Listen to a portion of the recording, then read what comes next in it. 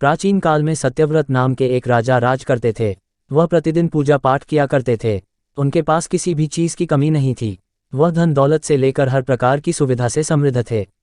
हालांकि इसके बावजूद भी राजा की एक अभिलाषा थी जिसे वह पूर्ण की चाह रखते थे। दरअसल राजा सत्यव्रत को किसी प्रकार से स्वर्गलोक जाने की इच्छा थी।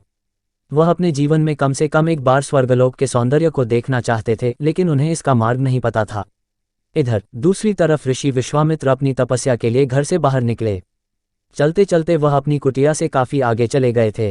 काफी समय बीत गया लेकिन वह नहीं लौटे। इस कारण उनका परिवार भूख और प्यास से तड़प रहा था। राजा सत्यव्रत को जब ये पता चला तो उन्होंने ऋषि विश्वामित्र के परिवार के पालन पोषण की जिम्मेदारी ले ली। कुछ समय बाद जब मुनिवर लौटे तो वे अपने परिवार को कुशल देख काफी प्रसन्न हुए। उन्होंने पूछा कि उनकी अनुपस्थिति में किसने उनकी देखभाल की।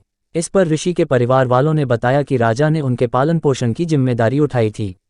ये सुनकर ऋषि विश्वामित्र तुरंत राजमहल पहुंचे और राजा से मुलाकात की। वहां पहुंचकर उन्होंने सबसे पहले महाराज को धन्यवाद कहा। इस पर राजा ने ऋषि अपनी इच्छा पूर्ण होने का आशीर्वाद मांगा। राजा की बात सुनकर ऋषि विश्वामित्र ने कहा, बोलिए महाराज, आपको क्या वरदान चाहिए। तब महाराज ने कहा, हे मुनि, मुझे एक बार स्वर्गलोक के दर्शन करने हैं। कृपया करके मुझे वहां जाने का वरदान दें।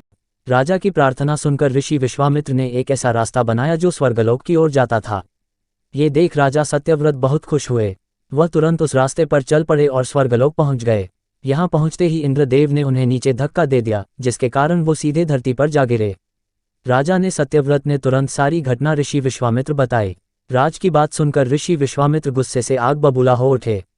उन्होंने तुरंत सभी देवताओं से इस बारे में बात की और इस समस्या का हल निकाला, जिसके बाद राजा के लिए एक नया स्वर्गलोक बनाया गया।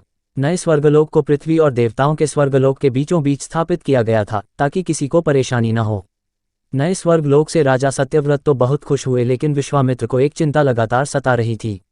उन्हें डर था कि नया स्वर्गलोक कहीं जोरदार हवा के कारण गिर न पड़े। अगर ऐसा होगा तो राजा सत्यव्रत दोबारा से धरती पर जा गिरेंगे।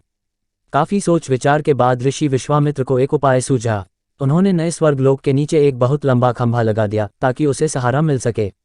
ऐसी मान्यता है कि नए स्वर्गलोक के नीचे लगाया गया खंभा एक विशाल पेड़ के तने के रूप में बदल गया। यही नहीं, कुछ समय पश्चात जब राजा सत्यव्रत की मृत्यु हुई तो उनका सिर एक फल में तब्दील हो गया। सभी से इस खंभे को नारियल का पेड़ कहा जाने लगा, जबकि राजा का सिर नारियल के रूप में जाना गया। यही कारण है कि नारियल का पेड़ इतना लंबा होता है। कहानी से सीख। इस कहानी से हमें ये सीख मिलती है कि अगर सच्चे मन से किसी की मदद करें तो हमारी हर ख्वाहिश पूरी हो सकती है।